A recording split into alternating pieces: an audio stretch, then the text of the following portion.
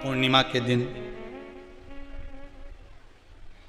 चावल का एक आखा दाना जानते हो, पूरा खंडित चावल नहीं, कितना चावल, एक दाना चावल का शंकर भगवान के शिवलिंग पर समर्पित करिए। एक बेलपत्र जिसका डंडी का मुख अपनी ओर हो, जहां से चावल चढ़ाया है, उस चावल के ऊपर अपनी कामना कर कर रख दीजिए और चंद्रमौली भगवान का स्मरण करिए। कौन से भगवान? शंकर भगवान का सर्वश्रेष्ठ सुंदर नाम है चंद्रमौली। चंद्रमौली भगवान का स्मरण करिए, अपनी कामना कर कर बेलपत्र समर्पित कर कर शिव जी पर एक लोटा पानी, एक जल पात्र समर्पित करो, कलश से जल चढ़ा दीजिए, नैनों में वो जल लगाकर अपनी कामना कर कर वापिस घर को आइए। अगली शरत पूर्ण करी है, मेरा चंद्रमौली भोलेनाथ उसे पूर्ण कर ही देगा। शिव उपासना के लिए जितनी 12 महीने में पूर्णिमा पड़ती है, एक एक पूर्णिमा का व्याख्यान वर्णन करेंगे। आज तो उसको महत्व समझें कि पूर्णिमा का महत्व क्या है, हम उसका महत्व समझें कि शंकर और चंद्र का रिश्ता क्या है, संबंध क्या है। भगवान ने जितनी पूर्णिमा बनाई है, जितने नक्षत्र बनाए, जितनी घड़ी बनाई, जितना पल बनाया, जितना समय बनाया, ये शंकर भगवान ने जो बनाया ये गलत नहीं बनाया, श्रेष्ठता के लिए बनाया। महाराज, पूर्णिमा का जो चंद्र है वो विशाल का है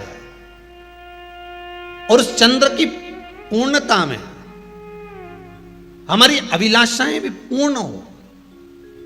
आप आस्था चैनल के माध्यम से जितने लोग कथा सुन रहे हैं, फेसबुक यूट्यूब पर जितने कथा सुन रहे हैं और कुबेरेश्वर धाम में जितने कथा सुन रहे हैं, आप में से कितने लोग हैं जो पूर्णिमा का व्रत करते हैं? जो माताएं करती हो जरा हाथ उठाइए। पूर्णिमा का व्रत जो करते हो ना आप लोग, रखिए हाथ। अब पूर्णिमा के व्रत में आपने कई बार किताब पढ़ी होगी पूर्णिमा की, या आपने व्रत किया होगा, या पूर्णिमा का व्रत आप धारण करे होगे, तो उसमें पूजन कौन से भगवान की होती है? पूर्णिमा के व्रत में किस भगवान की पूजन होती है? तो कहा पूर्णिमा के व्रत में केले के खंभ लगाकर पूर्णिमा का जो अध्यापन होता है, पूर्णिमा की जो पूजन होती है, उस पूजन में शंकर और पार्वती की पूजन की जाती है, शिव और नारायण की पूजन करी जाती है, शंकर और पार्वती का स्मरण किया जाता है। किसकी पूजन होती है? शिव पार्वती। शंकर और पार्वती का पूजन क्यों करा जाता है पूर्णिमा के व्रत में? क्योंकि शिव और माता पार्वती ही केवल एक ऐसे हैं जिन्होंने अपूर्ण लक्ष्मी को भी पूर्ण बना दिया था। किसको पूर्ण बनाया है? लक्ष्मी। और भगवान को एक लोटा पानी अगर शिव को समर्पित कर रहे हो, श्वेत पुष्प को रखकर शंकर जी के ऊपर सफेद फूल को चढ़ाकर अगर एक लोटा जल भी, एक पात्र जल भी शंकर को समर्पित कर रहे हो, तो ये लक्ष्मी के लिए ही तो कर रहे हो। और कौन सी लक्ष्मी? पूर्ण लक्ष्मी। हमें जो शिव महापुराण के माध्यम से शास्त्र कर रहा है कि आप 32 पूर्णिमा के व्रत प्रारंभ करो। उसमें करना क्या है आपको? केवल जिस दिन व्रत रहे, रात्रि के समय पर कोई भी मीठा, कुछ भी सामग्री आप चंद्र की रोशनी में, चंद्र को अर्घ देने के बाद, पूजन करने के बाद उसको रखो, और वही सामग्री जो नशा कर रहा है उसको पूर्णिमा के दूसरे दिन उसको खिलाओ। आप धीरे धीरे खिलाना चालू करेंगे, जिस नशे में वो डूबा हुआ है उस नशे से वो छूटना प्रारंभ हो जाएगा। 2 पूर्णिमा व्रत करके तो देखो, तीसरे में तुम्हें जरूरत ही नहीं पड़ेगी। धीरे धीरे आप रुक, वो छूटना प्रारंभ हो जाएगा। पीपल का एक पत्ता, उस पत्ते पर थोड़ा सा चावल, थोड़ा सा चावल।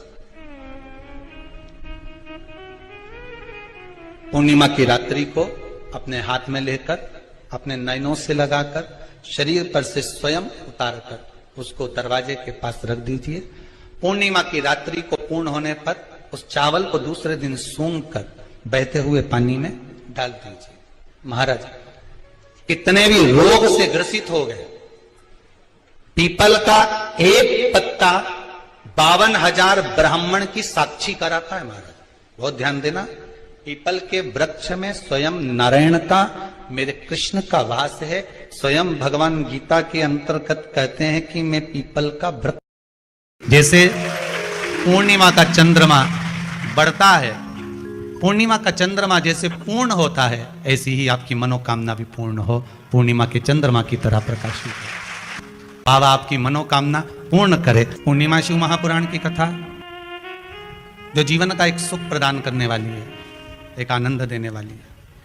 बहुत बड़ा रोग हो गया, छूटने को तैयार नहीं है, बड़े बड़े इलाज करवा लिया, बहुत दिखा लिया, बहुत सब दूर इलाज करवाया, सब दूर दिखाया, पर मिटने को तैयार नहीं है। तो फिर अबीर का प्रयोग, एक चावल का दाना, एक श्वेत पुष्प और अबीर भगवान शंकर को समर्पित कर धीरे धीरे धीरे धीरे शरीर का रोग अपने आप समाप्त होना प्रारंभ। मां की ओर लेकर जाओगे उतना ये मन शुद्ध होता चले जाएगा। नया मकान बनाया किसी ने? जिनने बनाया हो जरा हाथ ऊंचा करो तो जरा। बनाया आप लोगों ने मकान? तो मकान बनाए होंगे तो वो जो मकान बनाने वाला मिस्त्री होता है ना, वो कह देता है अब तुम्हारी बिल्डिंग 3 मंजिल की हो गई, ऊपर एक मटकी टांग दो। अरे बोलो सही है कि गलत है? कौन से कलर की टांगो है? काय के लिए टांगो? कि जो बिल्डिंग को देखेगा और बिल्डिंग देखने के बाद उसकी नजर उस मटकी पे चली गई, तो मटकी से जब उसकी नजर मिल गई तो जितनी नजर इसने बिल्डिंग में लगाई वो सारी नजर उसकी मटकी पे पड़ते ही उसी में वापस प्रवेश कर गई। मतलब नजर बिल्डिंग में आई। कहां टांगी मटकी? पीछे, राइट लेफ्ट, कहां टांगी? बिल्कुल आगे। कि जो बिल्डिंग को देखेगा, जो इस मकान को देखेगा, जो इस बिल्डिंग को देखेगा, जो नए मकान को देखेगा, और उसकी दृष्टि घूमते घूमते घूमते घूमते अगर मान लो वो घूमती हुई दृष्टि उस मटकी पर चली जाती है, तो हमारी बिल्डिंग पर नजर नहीं लगेगी। नहीं तो दुनिया की लोगों की नजर तो बड़ी विचित्र होती है। कौन से कलर की टांगी? काले कलर। पुराण भी यही कहती है कि भगवान के मंदिर क्यों जाते हैं, किस लिए जाते हैं, और एक ही देवता है जिसके माथे पे मटकी बंधी रहती है। अरे बोलो तो जम के। कौन सा?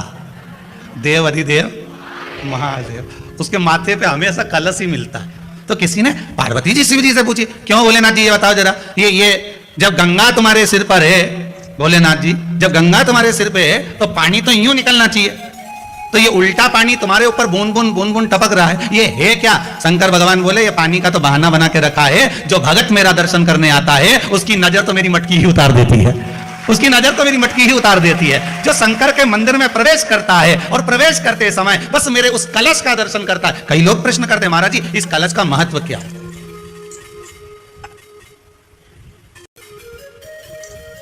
3 टेकी पे टिका रहता है, ब्रह्मा विष्णु महेश, उसके ऊपर कलश, उसमें एक छेद, उसमें से एक एक बूंद पानी नीचे गिरे, अर्थात ब्रह्मा विष्णु महेश एक एक बूंद पानी गिर रहा है, मतलब ये तीनों एक है। पुराण के अंतर्गत स्कंद पुराण में लिखा गया, स्कंद पुराण में वर्णन किया है श्री वेदव्यास जी महाराज ने, कहा ये पूर्णिमा का व्रत इसलिए किया जाता है कि व्यक्ति का जब मन गलत भ्रम में जाने लगता है, मन जब गलत जगह पर जाने लगता है, तो ये मन को गलत जगह पर ले जाने वाला कौन होता है? तो कहा ये चंद्र होता है। व्यक्ति की राशि के अंतर्गत, व्यक्ति की पत्रिका के अंतर्गत, व्यक्ति की ग्रह दशा के अंतर्गत जब चंद्र बेकार चलता है तो व्यक्ति अच्छा करते करते भी बेकार करने लग जाता है। 1 महीने की पूर्णिमा को जिसके घर में दूध की सामग्री बनती हो, दूध की सामग्री तैयार होती हो, खीर प्रसाद तैयार होता हो, उसके घर में कभी क्लेश नहीं हो सकता। अब भगवान विष्णु में कितनी विनम्रता थी वो देख लीजिए। शंकर भगवान के गणों से भगवान विष्णु हार गए और दक्ष प्रजापति कह रहे हैं तुम्हें थोड़ी बुद्धि विवेक आना चाहिए, नारायण सोचो, तुम शंकर से नहीं उनके गणों से हार गए। आग लगाने वाले ढेर मिलेंगे, कहां चक्कर में पड़े हो, क्यों झुक रहा है उसके आगे, चलो और काम पड़ा है दूसरी जगह करेंगे, दूसरी जगह ये कर लेंगे, और अपने को कह रहा है ये नहीं तो दूसरा सही, दूसरा नहीं तो तीसरा सही।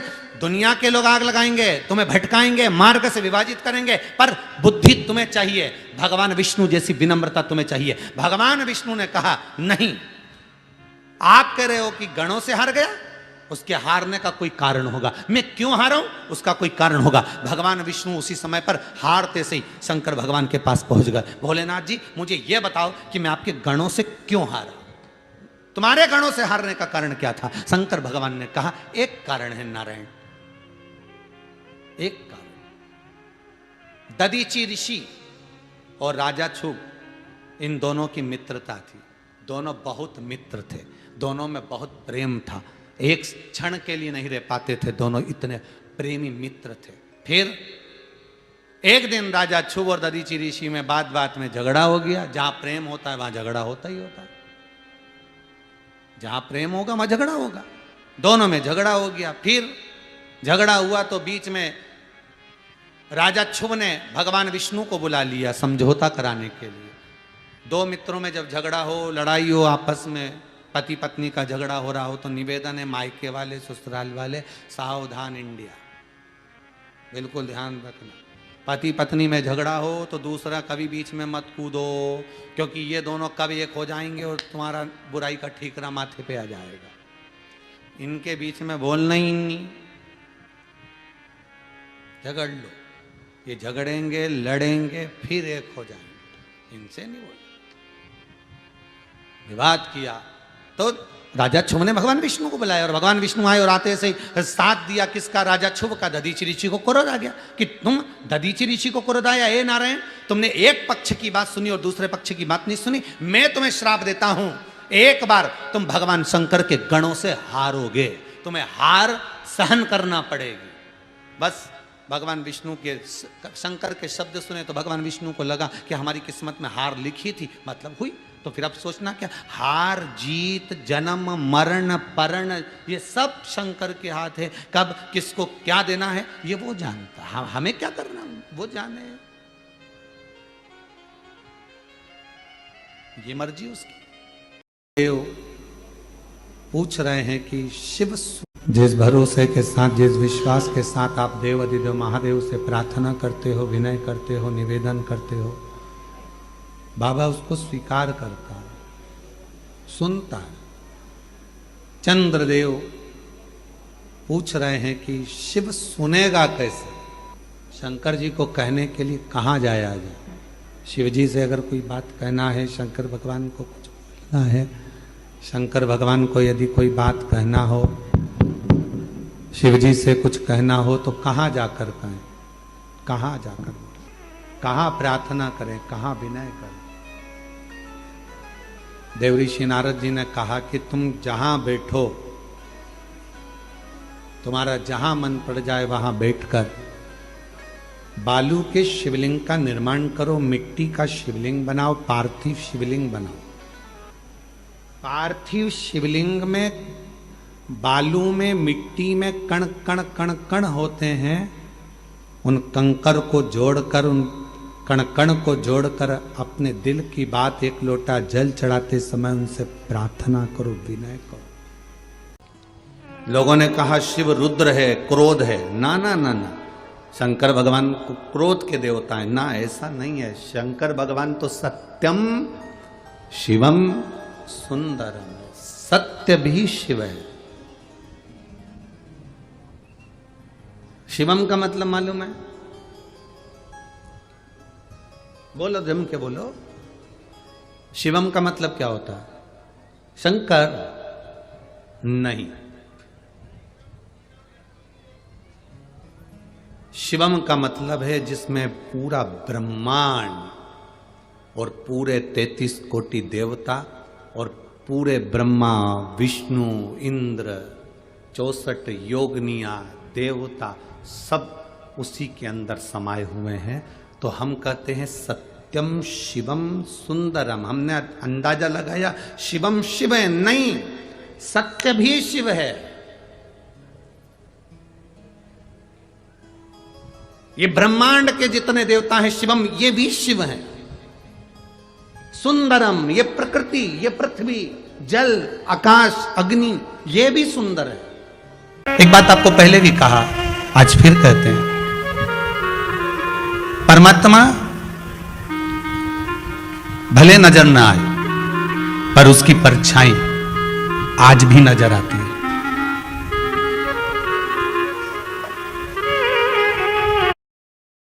और हम तो भगवान से यही प्रार्थना करते हैं, चंद्रमा की रात्रि में जो मेरे शंकर के मस्तक पर चंद्र होता है, इसलिए कथा को 2 दिन की रात्रि को ली है कि चंद्रमा को जैसे आपने मस्तक पर धारण करा है, मेरे शंकर जो इस रात्रि की कथा को सुन रहे हैं उनको भी उन्नति की सीढ़ी पर आगे बढ़ा देना। ये भी आने वाले समय में शिव महापुराण की कथा श्रवण करवाएं, जनमानस का कल्याण करवाएं, ऐसी कृपा कर देना भोलेनाथ, ऐसी करुणा कर देना। 2 साल में, 4 साल में, 6 साल में, 8 साल में तो रुष्ट होकर चली जाती है। वो स्थान कौन से है? तो 2 स्थान माता लक्ष्मी ने बताए हैं। पहला, फूटे हुए बर्तन में भोजन करना। कौन से बर्तन में? जम के बोलिए जरा। जो टूटा बर्तन होता है, खंडित बर्तन होता है, फूटा हुआ बर्तन होता है, कहीं गिलास की किनोर टूट गई है, कहीं कटोरी की किनोर टूट गई है, कहीं थाली की किनोर टूट गई है, और तुम कहीं प्लेट की किनोर टूट गई है और तुम उसमें भोजन कर रहे हो, तो टूटे हुए बर्तन में भोजन करने वाले के पास में लक्ष्मी छिन्न हो जाती है, उसका भाग्य भी फूटे हुए बर्तन की तरह हो जाता है। ये लक्ष्मी का। और दूसरा, फटे हुए वस्त्र धारण करने वाले का भाग्य भी फटे हुए वस्त्र की तरह, जैसे फटा हुआ कपड़े का रेसा रेसा निकलता है, उसी तरह फटे हुए वस्त्र धारण करने वाले की भी जिंदगी में परिश्रम का रेशा निकलता रहता है, पर उसको सुख का भान नहीं होता। आज के जमाने में ये फटे हुए कपड़ों का फैशन आ गया, ये बड़ा दुख की घड़ी है।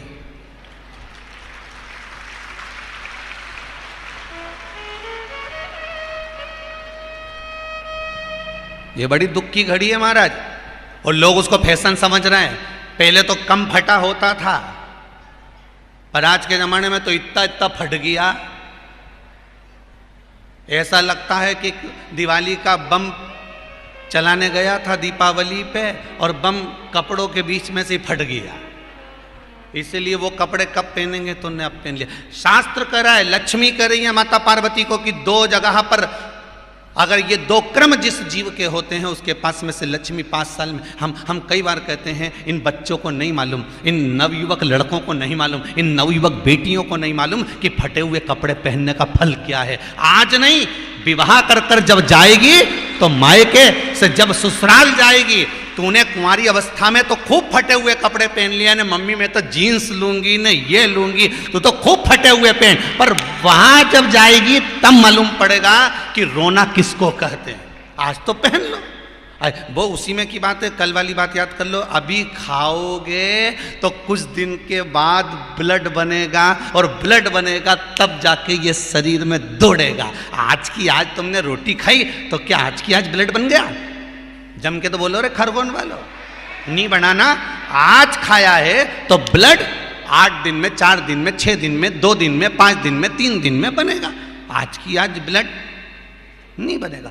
आज खाया तो 2 दिन में ब्लड तैयार होकर तुम्हारे शरीर में दौड़ेगा, शरीर में दौड़ेगा तो तुम्हारा शरीर भी चलेगा। उसी तरह तुमने अगर युवानी अवस्था में, कुंवारी अवस्था में ये फटे हुए कपड़े पहने हैं, तो जब तुम्हारी अवस्था बढ़ेगी ना, आज नहीं रोना पड़ रहा। आज के जमाने में तो फैशन है साहब, फैशन है तो आज पहन ले, बाद में रो ले। फटे हुए वस्त्र भी धारण नहीं कर। घर की बेटियां, घर के लोग ऐसे कपड़े पहने, ये श्रेष्ठता नहीं है महाराज। थोड़ा सुधार। कहा शरीर को भोगना था, फिर मनुष्य क्यों ये जीव आत्मा क्यों भोग रहे? क्योंकि जीवात्मा मरती नहीं। इसको जब भुगताया जाता है तो ये भोगती रहती है, तड़पती है, चिल्लाती है, अब नहीं करूंगी गलती, क्षमा कर दो मुझको। की आराधना चंद्रभागा नदी के तट पर करी है, बालू का शिवलिंग बनाकर, बालू रेत का शिवलिंग बना। बहुत ध्यान देना आप लोग, किसी भी नदी में स्नान करने जाओ, तीज त्योहार पर, अमावस्या, पूर्णिमा आदि जो भी उत्सव मनाने के लिए आप किसी नदी के घाट पर जाते हो, किसी तालाब के घाट पर जाते हो, किसी कुंड के, किसी सरोवर के घाट पर जाते हो, और यदि आप स्नान कर रहे हो किसी पवित्र नदी में, तो वहां की बालू रेत उठाकर शंकर भगवान के शिवलिंग बनाकर जो पूजन करता है, मात्र 5 बार उसी नदी का जल शंकर को समर्पित कर कर, भले दिया नहीं है, अगरबत्ती नहीं है, जल चढ़ाकर जो शिवलिंग को विसर्जन कर देता है, उसके पूर्वजों को पिंड की भी जरूरत नहीं पड़ती, वो तर जाता। उसके पूर्वजों को पिंड भाग की भी जरूरत नहीं पड़ती। उसके कि कुछ तिथियां भारत की भूमि पर ऐसी वर्णित है जिन तिथियों में भी गंगा का जल हम शिव को अगर एक बूंद भी समर्पित कर रहे हैं, गंगा का जल मात्र एक आधी चम्मच भी, आचमन जितना भी अगर हम शिव को समर्पित कर रहे हैं तो उसका सुख आनंदित है। जैसे पंचमी तिथि, नवमी तिथि, दशमी तिथि, एकादशी, प्रदोष, पूर्णिमा, अमावस्या, ये तिथियां हमारे यहाँ जो दी गई हैं, इन तिथियों में अगर हम गंगा का मात्र थोड़ा सा जल भी अगर जल के पात्र में डालकर गंगा जी का जल थोड़ा सा भी शिव के पास लेकर जा रहे हैं, तो ये एक भाव अपने भीतर होना चाहिए कि आप केवल गंगा का जल साधारण शिव मंदिर में समर्पित नहीं कर रहे हो। पुराण की उमा संहिता कहती है, जो भगवान शंकर को जल चढ़ाता है, जल चढ़ाते समय उसके जितने भी दोष हैं, चाहे पितृ दोष हो, चाहे आहुत दोष हो, चाहे वासुक दोष हो, चाहे कालसर्प दोष हो, जितने भी दोष होते हैं वो सारे दोष अपने आप समाप्त होते चले जाते हैं। याद रखना, जो भगवान शंकर पर चढ़ा हुआ जल थोड़ा सा झेल कर लेकर आता है और अपने घर के दरवाजे पर छींटता है, दुनिया में किसी की सामर्थ्यता नहीं है कोई तुम्हारे ऊपर टोना कर दे या तुम्हारे को तकलीफ।